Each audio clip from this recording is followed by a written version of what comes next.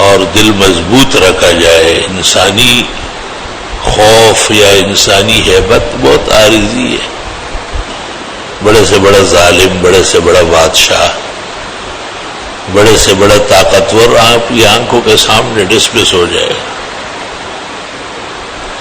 اس لیے کہتے ہیں کہ غم انسان کوئی چیز نہیں ہے.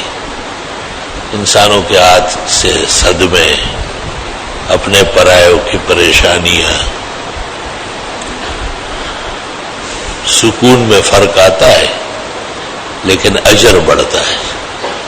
جب آپ صحیح ہو، آپ درست سمت پر ہو، کوشش یہ ہو کہ آپ ظالم نہ ہو. زیادتی آپ کی طرف سے نہیں ہونا چاہیے.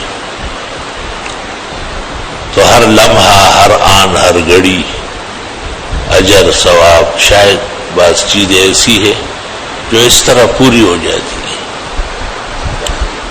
کبھی اولاد کے نہ ہونے کا غم، کبھی پھر پیدا ہونے کا غم، پھر تربیت و تعلیم کے فکر، پھر انہیں آگے بڑھانے کی فکر. بس یہی زندگی فکر و غم کا مجموعہ ہے. پھر دوسروں کی بچیاں آ جائے، آپ کی بچیاں جائے، مسئلے مسائل. یہ وظائف حیات ہے، زندگی کے مسئلے. اس کے ساتھ آشنا ہونا پڑے گا. اللہ سے خیر مانگی جائے، عافیت مانگی جائے.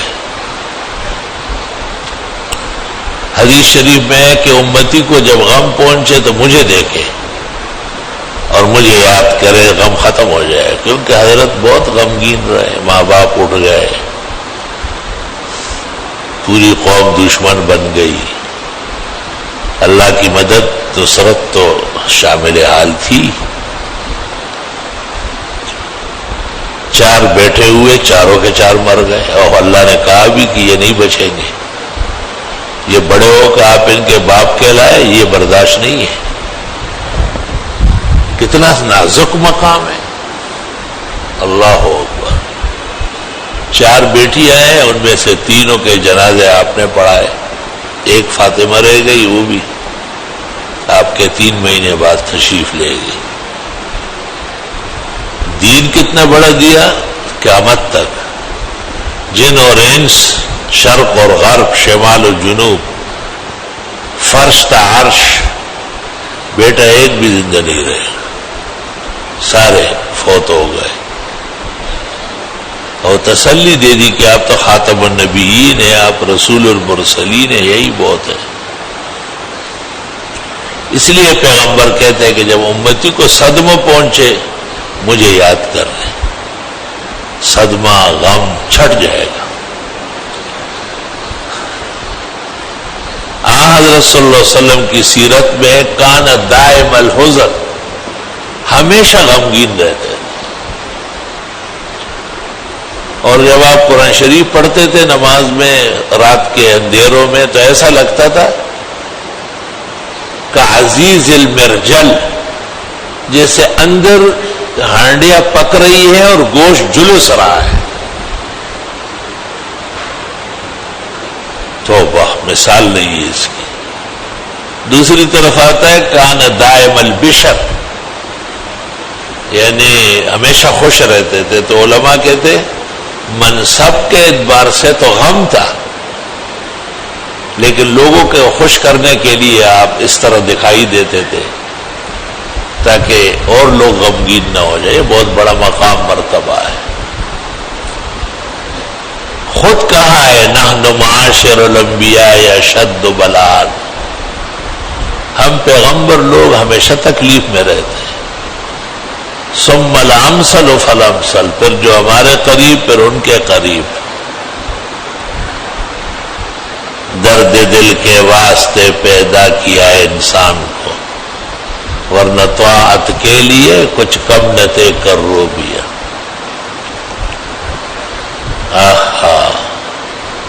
ایک غم گناہ کا ہے اور جہنم کا ہے، اور وہ نہیں ہونا چاہیے.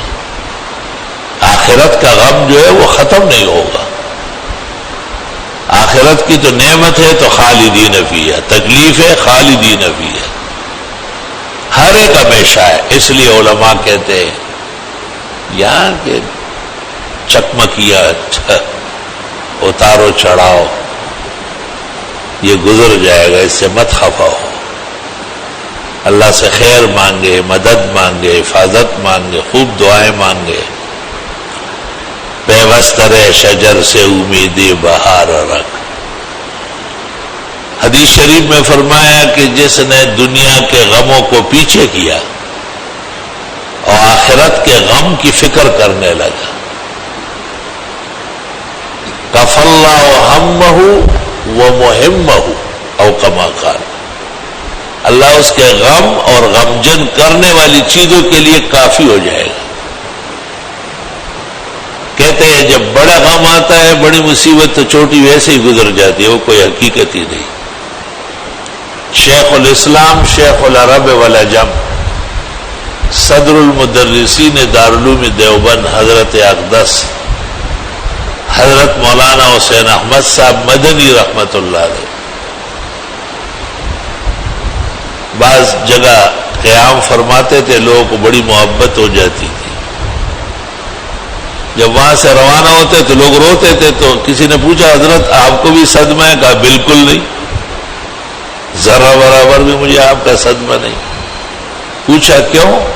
کہا حضرت مولانا رشید احمد گنگوئی اور حضرت الاستاذ شیخ الہند مولانا محمود الحسن کی وفات پر اتنا غم ہوا ہے کہ اور غم رہا ہی نہیں.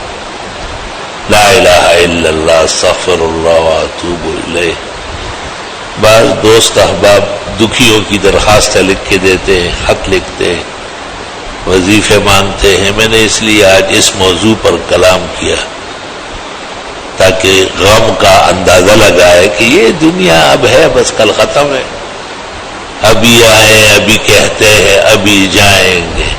آپ کی طرح نہ آئے کبھی مہمان کوئی. وہ کائنات، وہ آخرت، لا الہ الا اللہ استغفر اللہ واتوب الیہ. وہاں کے غم سے، صدموں سے، آگ سے، تپش سے، گرمی سے، حرارت سے، اللہ کی ناراضگی سے اور اس کے بد انجام سے اللہ محفوظ فرمائے. الحمدللہ. السلام علیکم ورحمۃ اللہ وبرکاتہ. محترم ناظرین اکرام، مفتی اظہر علی خان صاحب کی ویڈیو دیکھنے کے لیے اور سننے کے لیے، ان کے بیانات کو سننے کے لیے ہمارے چینل کو سبسکرائب ضرور کر لیں.